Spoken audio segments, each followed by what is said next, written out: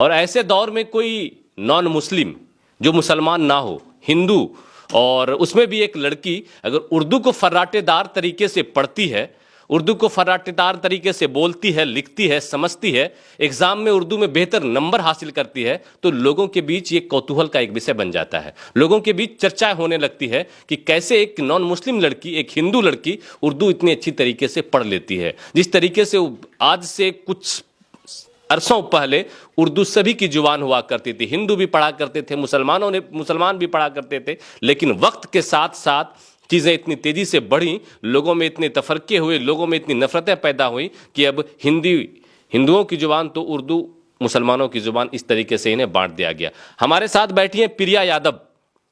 उम्र महज इनकी 13 से 14 साल उम्र होगी। कितनी उम्र है? 14 साल की है प्रिया यादव, जो उर्दू इतनी फर्राटेदार तरीके से पढ़ती हैं कि आप भी सुनेंगे तो लगेगा नहीं, प्रिया यादव ने वाकई मेहनत किया है और बोर्ड के एग्जाम में बेहतरीन रिजल्ट हासिल किया है। उर्दू के परिवेश में रहीं, मुस्लिमों के बीच रहीं, शायद क्या कुछ है, आइए जानकर हम समझ देंगे सारी चीज़ों को और प्रिया यादव से बात करेंगे। प्रिया यादव जी, स्वागत है हमारे चैनल पे। सबसे पहले मुबारकबाद आपको, आपने बोर्ड के एग्जाम में क्वालिफाई किया, उसमें आपका एक सब्जेक्ट उर्दू भी था, है ना? यस, आपके चैनल के माध्यम से देखने वाले, सुनने वाले सभी श्रोतागणों को मेरा सलाम, जोहार, नमस्कार। मैं Priya Kumari, gram plus post गुट्ठी, थाना महागवा, जिला गोड्डा, झारखंड की रहने वाली हूँ। मैं यूएचएस नयानगर से मैट्रिक की बोर्ड परीक्षा उर्दू विषय रख करके 412 अंक ला करके अव्वल दर्जे से उत्तीर्ण हुआ हूँ। उर्दू तो मेरे लिए नई बात नहीं है, ये मेरे घर से पुराना रिश्ता ही है उर्दू का। यस। कैसे? भैया लोग भी पढ़ते हैं उर्दू, वो लोग भी पढ़े हुए उर्दू। भैया भी पढ़ते हैं आपके यस, उर्दू? भैया भी पढ़ते हैं उर्दू। ये कहाँ सीखा आपने? मतलब कि भैया से सीखा, किसी मौलवी से सीखा, किसी स्कूल में सीखा, कहाँ सीखा आपने? नहीं, हम तो ये घरे से सीखे। घर से ही सीखे? यस। आपके भैया लोगों ने हाँ, सिखाया भैया आपको? लोग सपोर्ट किए। उसके बाद उर्दू में आपकी इंटरेस्ट जाग गई? हाँ, इंटरेस्ट जाग फिर गया। आप पढ़ने लगे? हाँ। फिर आपने हाँ। उर्दू तो एक मीठी जुबान है। उर्दू का मीनिंग मुस्लिम नहीं होता है, उर्दू का मीनिंग फौज होता है, लश्कर होता है। अभी देखा जाए तो अधिकतर लोग इंग्लिश फोकस करते हैं, जबकि इंग्लिश तो हमारे यहाँ की भाषा है नहीं, ग्लोबल लैंग्वेज है। फिर भी हर किसी की चाहत है कि इंग्लिश हमारे बच्चे पढ़े, इंग्लिश जाने। तो जबकि उर्दू का जन्म तो यहाँ हुए भारत में। भारतीय संविधान के अंतर्गत 8वीं अनुसूची के अंतर्गत 22 भाषा है, जिसमें उर्दू भी शामिल है। तो उर्दू हम क्यों नहीं पढ़ सकते, क्यों नहीं रख सकते हैं? ये किसी खास मजहब के लिए नहीं है, ये तो हमारी सोसाइटी की कमजोर मानसिकता है कि आज इनको बांट दिया है धर्म के आधार पर, जाति के आधार पर, लेकिन एक्चुअली वास्तव में है नहीं ऐसा कुछ। प्रिया कुमारी की सोच को भी सलाम है, सैल्यूट है। और वैसे लोगों के मुंह पर एक करारा तमाचा भी है जो उर्दू को मुसलमानों की लैंग्वेज कहते हैं। जो स्कूल के बाहर जो लिखा होता है उर्दू प्राइमरी स्कूल, उसे उस बोर्ड से भी नफरत होती है। वैसे लोगों के मुंह पर एक करारा तमाचा मार रही हैं प्रिया यादव जी। प्रिया यादव, अब और भी बातें ढेरों करनी है आपसे, मुझे सुनना है पहले। आप जस्ट मुझे पढ़ के कुछ, बिल्कुल हाँ, उर्दू किताब थोड़ा सा कुछ पढ़ दीजिए। मजमून, हाँ, एक सब्जेक्ट है, एक चैप्टर है मजमून, उसमें लिखा हुआ है। क्योंकि मुझे उर्दू मालूम है, मैं समझ सकता हूँ, मैं पढ़ सकता हूँ, मैं बोल सकता हूँ, इसलिए मैं बिल्कुल यहाँ पर मेरी मौजूदगी में प्रिया यादव पढ़ रही हैं। उर्दू में मजमून निगारी आगाज सर सैयद से होता है। वाह, ये है उर्दू, बिल्कुल एक चैप्टर है, दिखाइए जरा सा।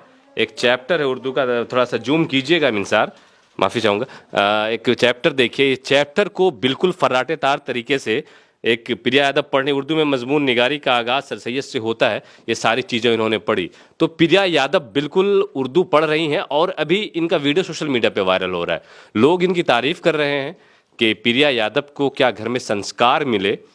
लोगों के घरों में छोटे छोटे बच्चों को जब जहाँ नफ़रतों की पाठ आज के दौर में पढ़ाई जा रही है, तब इसके घर में इसके भाई, इसके घर वाले उसे उर्दू पढ़वा रहे हैं। आप सोच सकते हैं इनके घर का माहौल कैसा होगा, आप सोच सकते हैं इनके घर का कल्चर कैसा होगा, इनके घर से जो आज के दौर में नफ़रत पसंद चीज़ें होंगी वो कितनी दूर खड़ी होंगी।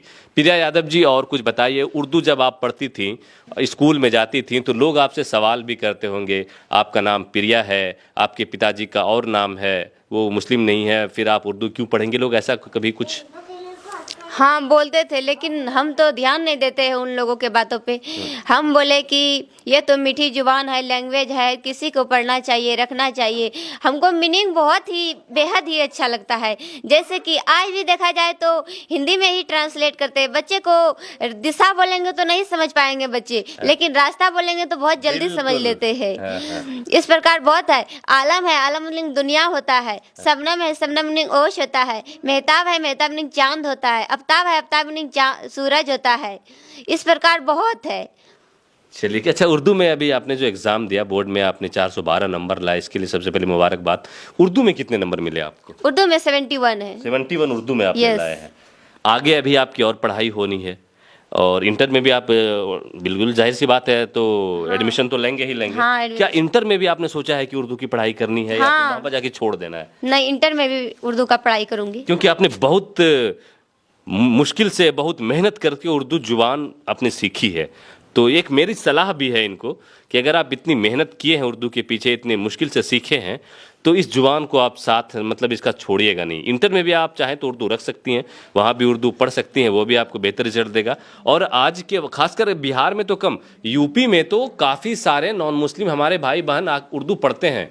अभी बिहार में मैंने देखा है, काफ़ी लोगों से मिला हूँ, बीपीएससी टीआरई के तहत जो शिक्षक की बहाली हुई उसमें यूपी से कुछ लोग आए, वो शिक्षक की इसमें ज्वाइन किए हैं बिहार में, और उनकी उर्दू भी बिल्कुल प्रिया यादव की तरह है। बिल्कुल उर्दू उनकी इतनी फर्राटेदार है। तो कहने का साफ तात्पर्य है कि उर्दू एक लैंग्वेज है, उर्दू एक भाषा है, उर्दू एक सब्जेक्ट है।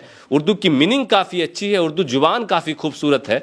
अगर आप चाहें तो बेशक इसे पढ़ सकते हैं। और जिस तरीके से लोगों ने इसे बांटा है, जिस तरीके से लोगों ने इससे नफरत करने को सिखाया है, प्रिया यादव बिल्कुल उसके ठीक अपोजिट, और उन लोगों को एक सीख देती हुई कि अगर आपके दिल में जज्बा हो, आपके दिल में लगन हो, तो किसी भी भाषा को आप सीख सकते हैं, किसी भी भाषा को आप पढ़ सकते हैं। ढेरों से ऐसे लोग मिलेंगे आपको जो संस्कृत भी पढ़ते हैं, और वो मुस्लिम फैमिली से होते हैं, वो मुस्लिम लड़के होते हैं।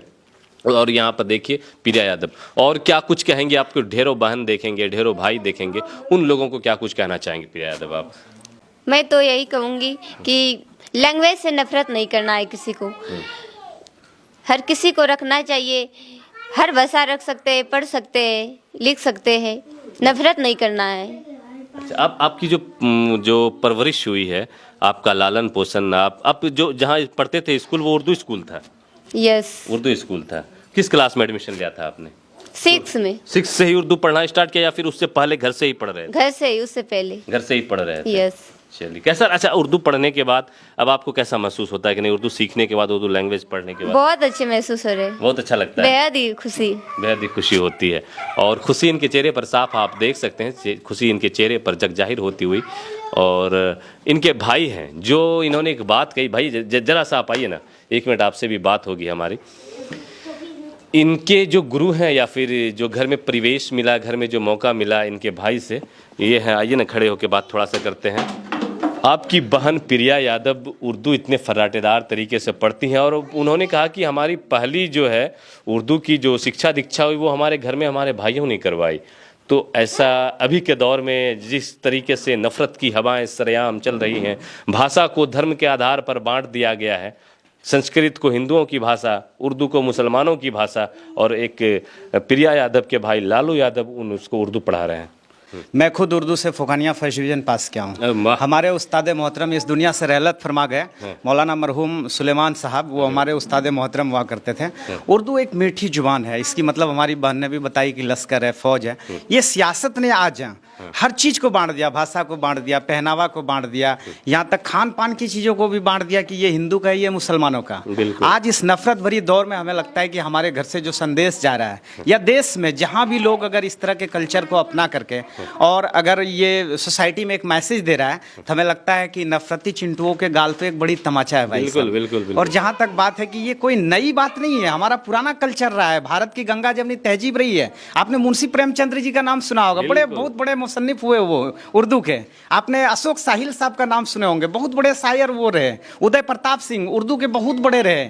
आप कुंवर बेचैन साहब उर्दू के बहुत बड़े मतलब शायर रहे। इस तरह का हजारों नाम है मेरे पास जो कि मैं गिना सकता हूँ, लेकिन आज मौजूदा हालात में नफरतों ने भाषा को बांट दिया है। मैं यही कहना चाहता हूं आपके चैनल के माध्यम से कि लैंग्वेज किसी का नहीं है। मेरी बहन ने बहुत अच्छी बात बताई कि अंग्रेजी हमारी भाषा नहीं है, लेकिन आज वो ग्लोबल लैंग्वेज है। वो एकदम आप देख लीजिए, वो पश्चिमी सभ्यता की चीजें हैं, वो एक वैश्विक भाषा बन गया। हर लोग चाहता है कि हमारा बच्चा अंग्रेजी पढ़े, लेकिन उर्दू से जुबान इस दुनिया में मीठी जुबान कोई नहीं हो सकता। उर्दू इसी हिंदुस्तान में पली बढ़ी, यहीं जन्मी। अगर हिंदी हमारी माँ है तो उर्दू हमारी मौसी है, जिसे खाला कहते हैं। इसमें गुरेज क्या है? अगर मैं उर्दू पढ़ता हूं तो माँ के घर से मौसी के घर आया हूं। और आप भी जानते हैं कि जब हम मौसी के घर जाते हैं तो कितना हमारी लालन पालन या हमारा कितना खातिरदारी होता है, आप समझते हैं। हम आपके चैनल के माध्यम से ये संदेश देना चाहते हैं कि जिस तरह से आज सोसाइटी, कल्चर, माहौल सब कुछ होता जा रहा है, मैं कहना चाहता हूं कि आप भी अपने बच्चों को उर्दू की तालीम दीजिए। और तालीम का मतलब सिर्फ ये नहीं होता कि हम नौकरी के मकसद से दें। हमारे घर में बीपीएससी की परीक्षा तो हाल में हुई है, अभी 2-4 महीना हुआ है, लेकिन हमारी बहन 2-4-5 साल पहले से उर्दू पढ़ रही है। वह तरह तरह की किस्से, कहानियां, गजल। मैं खुद उनका भागलपुर में एक संगम अखबार आती है हमारे घर पे, वो हर महीना आता है। वो एक पत्रिका टाइप का होता है, मैं इनका बहुत पहले से करा दिया हूँ वहाँ। कि उर्दू पढ़ने के बाद क्या होता है ना कि आपसी संबंध जो है एक दूसरे से, हम जैसे एक रिलेशन दूसरे से संबंध बनाते हैं आपसी, अपने विचार को एक दूसरे से आदान प्रदान करते हैं। तो ये जो मिठास भरी लैंग्वेज है, ये जो जोड़ता है, फिर वो क्या एक आनंद में है, एक बहुत हम सुकून वाली हम कह सकते हैं। जब हम किससे बात करते हैं उर्दू से, हमारी बहनों ने तो आपको बताया कि हम भाई नेत्र, नयन बोलते हैं आँख के बारे में, सब लोग नहीं समझता है, लेकिन हम जैसे उनको निगाह बोलते हैं, आँख बोलते हैं, तो सब लोग समझ जाता है। इस तरह हजारों। प्रकाश, बच्चे को समझाया, प्रकाश मतलब बच्चा अचंभित हो जाता है, लेकिन कहा जाता है बेटा प्रकाश के मतलब रोशनी होता है, तो बच्चा तुरंत समझ जाता है उस चीज़ को, तुरंत, कहीं कोई गुरेज नहीं। इस तरह का जितना आम बोल चाल में हम इस्तेमाल करते हैं, फिल्मी दुनिया में जितनी गीत गजलें, जितना कुछ है आप देखेंगे, सारा कुछ है वो बिना उर्दू के मिश्रण का नहीं हो सकता है, मुकम्मल नहीं हो सकता, वो अधूरा है। और ये तो हमारे संविधान ने हमको अधिकार देती है। और ये हमारा 5000 साल का भारतीय मुश्तरका कल्चर में जो हमारी उर्दू की अहमियत रही है, आज भले उर्दू की अहमियत घट रही है इसलिए कि लोगों का ध्यान इस तरफ नहीं, लोगों ने नफरत फैला दिया है। हम आपके चैनल के माध्यम से कहना चाहते हैं कि आप गहराई में जा करके उर्दू के बारे में जब आप खोजेंगे, सर्च करेंगे, तो फिर आपको लगेगा कि इस दुनिया में उर्दू जैसा कोई मीठी जुबान नहीं है। हम आपके चैनल के माध्यम से जितना लोग देख रहा है, मैं उनको यही कहना चाहता हूं कि अगर आप संस्कृत पढ़ाते हैं, और भी कोई भी भाषा बुरी नहीं है, आप पढ़ाइए, लेकिन कोशिश करके देखिए कि आपके बच्चे अगर आपके घरों में उर्दू पढ़ते हैं तो उनकी बोल चाल, उनका अखलाक, किरदार स्वतः वो अपने आप आला दर्जा का होता जाएगा। इसलिए कि बहुत मीठी जुबान है भाई, ये एक दूसरे को मोहब्बत का ही पैगाम देता है, शांति उन्नति का ही पैगाम देता है। कहीं कोई मजहब नहीं सिखाता आपस में बैर रखना। अल्लामा इकबाल साहब ने कहा है, बचपन में हम लोग हर स्कूल में ये प्रार्थना करते थे कि मजहब नहीं सिखाता आपस में बैर रखना। तो भाई फिर आपस में हम बट क्यों रहे हैं? भाषा के आधार पर, खान पान के आधार पर, कपड़ों के आधार पर। इससे हमारा इंसानियत कमज़ोर होता जा रहा है, मानवता कमज़ोर होता जा रहा है। भाषा किसी एक जाति की नहीं है।